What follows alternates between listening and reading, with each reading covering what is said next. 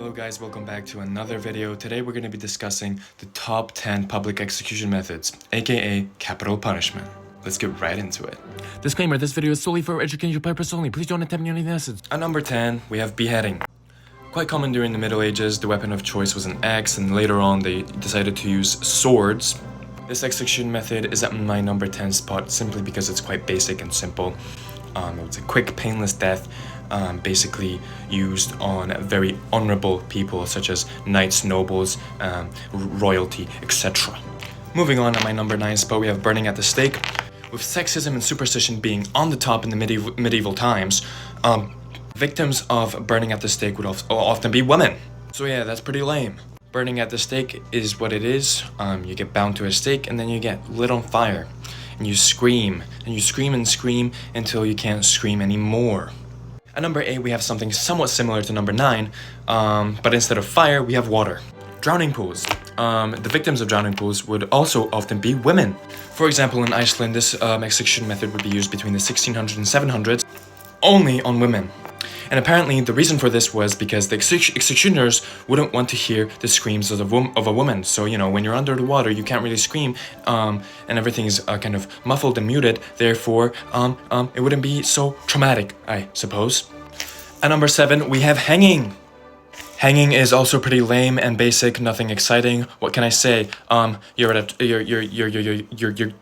standing at the podium. There's a trapdoor behind you often. The trapdoor closes, you fall and you break your neck, and then you either die or you can like suffocate a little bit and then, you know, you die.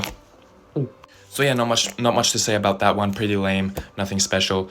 Let's move on to the next one. At number 6, we have falling to your death. So basically, you push down into a pit or a height and then you die. Or you break your bones and then you die.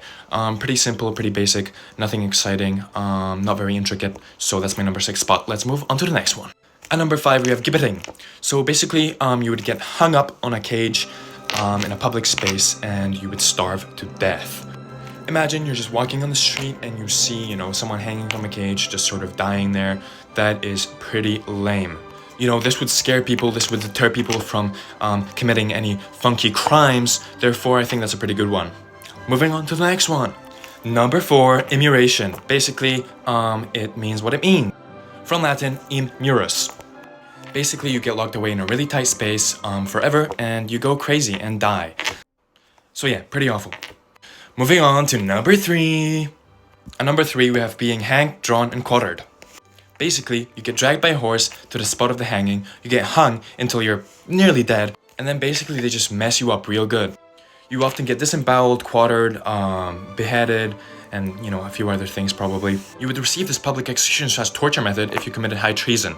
It's somewhat funny, as women who committed high treason would get burnt at the stake rather than this, what I was just talking about. This had to do with public decency, which is quite interesting. At number 2, we have scism. This was an ancient Persian execution method.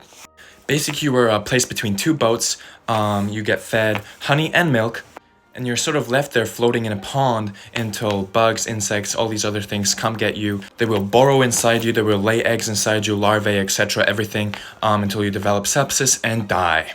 Pretty awesome. At number 1, we have the blood eagle. This was potentially used by Vikings. Basically, they would cut the skin by the spine, they would break your ribs and pull them out, and this would resemble sort of these blood-stained wings. And then through those wounds that were created, they would basically pull your lungs out.